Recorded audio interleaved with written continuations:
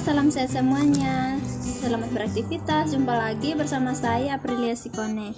Semoga di hari ini kita dapat melakukan aktivitas kita dengan selalu bersyukur kepada Tuhan atas tuntunannya.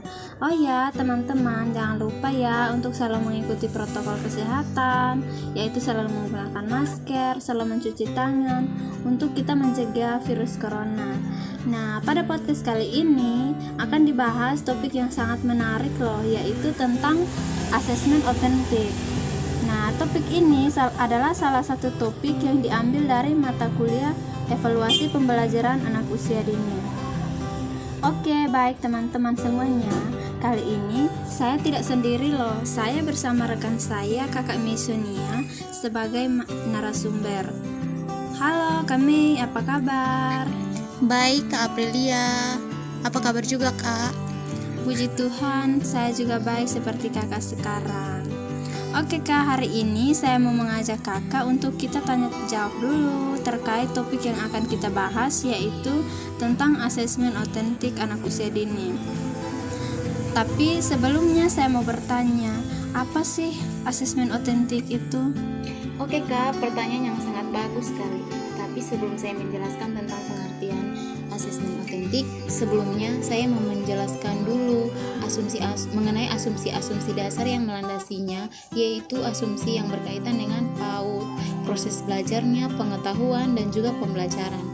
Oke, yang pertama asumsi terkait dengan PAUD, yaitu kita tahu bahwa pendidikan anak usia dini adalah pendidikan yang tidak hanya memberikan pembelajaran saja, tetapi mampu membantu anak untuk mengembangkan 6 aspek perkembangan anak. Anak memiliki kebutuhan bawaan sejak lahir, yaitu rasa ingin tahunya sangat besar. Ketika pendidik melihat ada anak yang merasa lesu, malas, dan lain-lain, maka sebagai seorang guru harus mencari penyebab-penyebab anak merasa lesu, lelah, dan lain-lain sebagainya. Dan mulailah pendidik mengevaluasi dan mencari jalan keluar untuk bisa mengatasi masalah tersebut dengan membuat media pembelajaran yang lebih menarik bagi anak tersebut. Jika anak sudah merasa sangat semangat dalam melakukan permainannya, tidak hanya sampai di situ saja untuk menilai, guru akan terus menilai perkembangan anak. Oh ya, saya baru mengerti. Berarti dengan menggunakan asesmen ini, kita akan lebih mudah untuk mengetahui aspek perkembangan anak yang akan dikembangkan. Dan di sini kita juga tahu apa masalah yang dihadapi oleh anak yang nantinya pendidik cari tahu dan mencari strategi untuk menyelesaikan masalah tersebut. Oh ya Kak, saya mau bertanya, lalu apa sih strategi yang pas untuk bisa mengatasi masalah anak tersebut? Iya Kak, untuk mengatasi masalah tersebut dengan kita membuat media pembelajaran yang menarik seperti menyusun puzzle, misalnya masalahnya itu anak malas untuk menggambar. Oke, lanjut yang kedua, yaitu tentang proses belajar anak. Bagi anak, proses belajar itu berlangsung dari hal-hal konkret ke hal-hal yang abstrak melalui lingkungan belajar yang kaya dan bermakna baginya. Yang keberikut itu melalui lingkungan sosial, di mana lingkungan sosial mendorong proses belajar anak.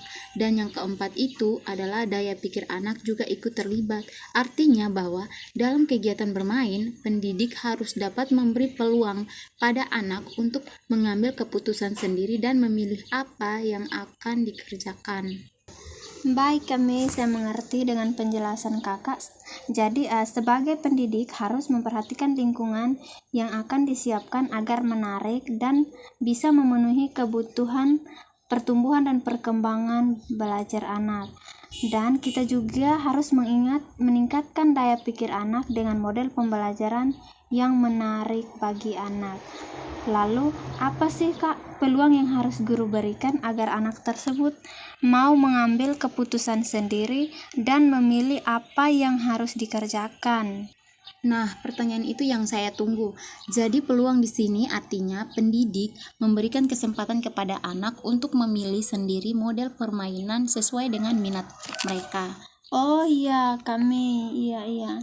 Nah, Tadi saya membahas mengenai proses belajar dan sekarang saya juga akan membahas pada poin yang ketiga, yaitu asumsi tentang pengetahuan. Dikatakan bahwa pengetahuan itu berakar dalam bahasa, keyakinan, kepercayaan, dan adat istiadat dari berbagai kebudayaan. Artinya bahwa awal pertama kali orang belajar untuk mengetahui sesuatu itu berasal dari bahasa.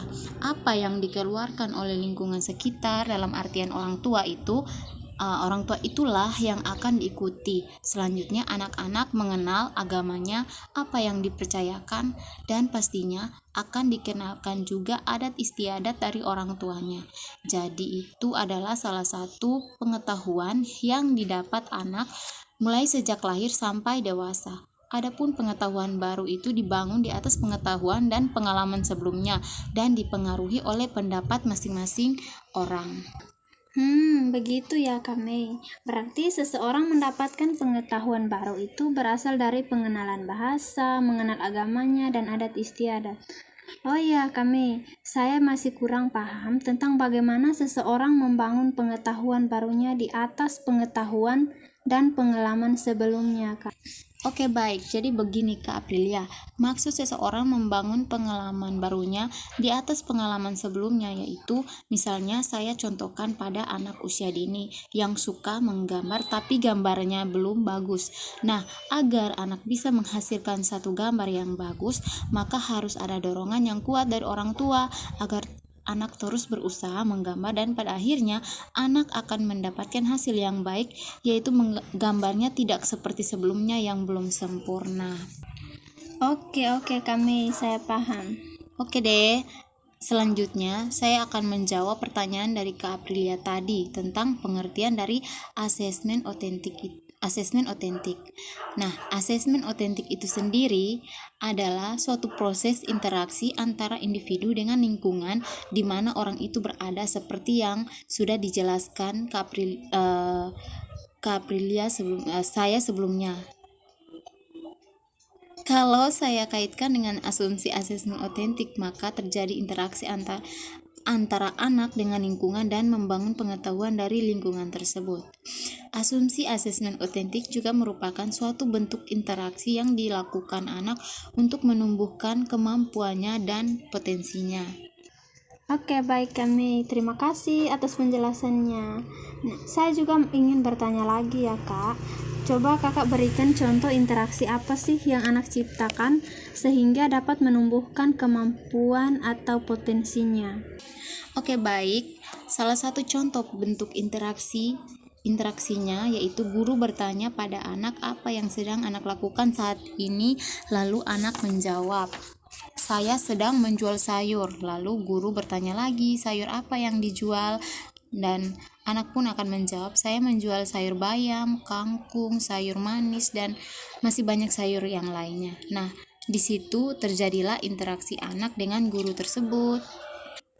Oke Kak, saya sudah paham dengan penjelasannya. Terima kasih ya Kak, sudah mau menjawab pertanyaan-pertanyaan saya. Terima kasih juga Kakak sudah mau meluangkan waktu dengan saya untuk kita berbincang-bincang.